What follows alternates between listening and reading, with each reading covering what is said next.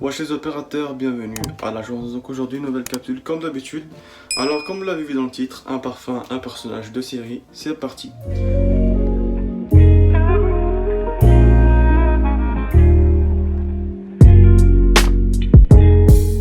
Donc Peaky Blinders en première série. Donc faut savoir, Peaky Blinders c'est une série qui se passe dans le temps. C'est en Angleterre et le personnage que j'ai choisi c'est Thomas. Thomas, vraiment un personnage charismatique, bien habillé, fumeur, gentleman. La compagnie qui est associée directement avec le parfum plutôt, Roja Dove, Enigma, parfum Cologne, parfum épicé, vanillé, ambré. En plus de ça, la compagnie Roja Dove est anglaise, un peu comme la série qui se déroule justement en Angleterre.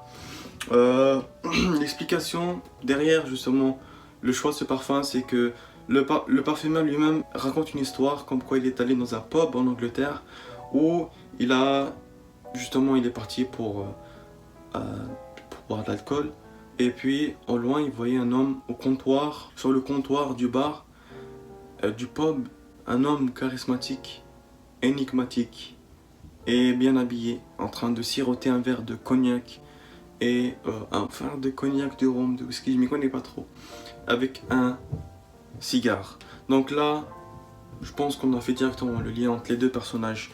Je vous invite d'ailleurs à regarder un peu, juste quelques épisodes pour voir un peu c'est qui vraiment Thomas dans la série. Vous allez quand même trouver la liaison entre les deux. Ensuite, on passe avec Casa del Papel, la maison de papier en français. Le personnage c'est Tokyo. Tokyo, c'est une femme avec beaucoup de caractère, de personnalité. Et j'associe directement Tokyo, bizarrement, avec une autre personne dans un film d'ailleurs, c'est Blanche-Neige et c'est la sorcière dans Blanche-Neige. Donc la sorcière de Blanche-Neige, elle est jalouse de Blanche-Neige par rapport à sa beauté. Elle va empoisonner une pomme et l'offrir à Blanche-Neige pour la tuer. Et donc le parfum Dior Poison, parfum pour femme. Donc une bouteille en forme de pomme avec justement le nom Poison. L'odeur aussi rappelle un peu une bonne odeur bien sûr, mais ça fait évoquer un peu le mot poison quand on le sent. Donc c'est un parfum fruité, sucré, ambré. Et ensuite, on passe avec Breaking Bad. Breaking Bad, la série de ma jeunesse que j'ai toujours regardé avec mon frère. Walter White, c'est le personnage que j'ai choisi. Walter White, c'est un chimiste, c'est un prof de chimie au secondaire. Le gars, il est chauve, c'est un daron et il va devenir le plus gros trafiquant de crystal meth des États-Unis.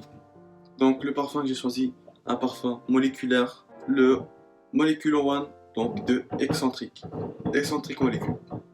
Le gars, juste pour vous dire, c'est un parfum avec une note et c'est une note moléculaire, donc c'est le ISO super. Bon, je pense que j'ai rien d'autre à dire. Parfum moléculaire qui va avec un prof de chimie. C'est vraiment réglé. Ça fait 5 fois que j'essaie de faire la vidéo. 5 fois que la vidéo coupe après 1 minute et que je remarque pas. Donc je fais 15 minutes de vidéo non-stop pour me rendre compte que j'ai fait seulement 1 minute. Ça fait chier. Ça fait chier mon gars. Ensuite, on passe avec Narcos. Narcos, c'est une série vraiment juste basée sur Pablo Escobar. Pablo Escobar, un des hommes les plus riches, les plus puissants qui a pu exister. Le gars, il avait des jets privés pour transporter sa cocaïne, donc pour transporter sa marchandise. Le gars, il est juste là, tu vois. Mais aujourd'hui, c'est pas un exemple, vraiment pas. Pas en tout cas pour moi. Et ça n'a pas vraiment rapport avec la série, mais vraiment, essayez pas de prendre ce homme-là pour exemple. Donc le parfum, c'est un parfum de chez Tom Ford, c'est le Tuscanator cuiré. C'est un parfum cuiré, fruité et un peu animalique. Et selon beaucoup de personnes, le parfum sent la cocaïne. Non seulement ça sent la cocaïne, je sais pas personnellement ça sent quoi, et ça sent la cocaïne, et en plus de ça c'est un parfum de Big Boss, un parfum imposant. Donc voilà, Pablo Escobar c'est un Big Boss. Et pour finir, la série qui a le plus marché en ce moment, série coréenne, Squid Game. Squid Game, j'ai pris le personnage 001, le vieux, il se pisse dessus, fébrile, il a pas de force. Je comprends pas, il fait quoi ici? Au début, en tout cas, je comprenais pas. Puis à la fin, tu te rends compte que c'est lui qui est derrière le jeu. C'est lui qui est justement le fondateur du tournoi et que c'est un homme très très riche. Donc on le voit sur le lit d'hôpital en train de parler avec le personnage 67, je pense. Lui qui a gagné le tournoi, en train de lui parler, en train d'expliquer. Et le parfum que j'ai choisi, c'est Vétiver de Cana. Vétiver de Cana, au début, sent très bon. À la fin, il y a une note un peu déplaisante. Et c'est le civette. Le civette qui est une note qui sent l'urine et la matière fécale. Je sais. Pourquoi? Pourquoi tu nous dis ça? Parce que le gars, personnage 001, au début, je le prenais vraiment pour quelqu'un de gentil, pour quelqu'un de cool, pour quelqu'un, genre une bonne personne. À la fin, c'est une merde. C'est une grosse merde, c'est un fumier, c'est un enfoiré, tout ce que vous voulez. Et voilà quoi. Même le parfum, tu vois, il mérite mieux que ça, tu vois. De le comparer à ce personnage-là, ça reste mon personnage préféré.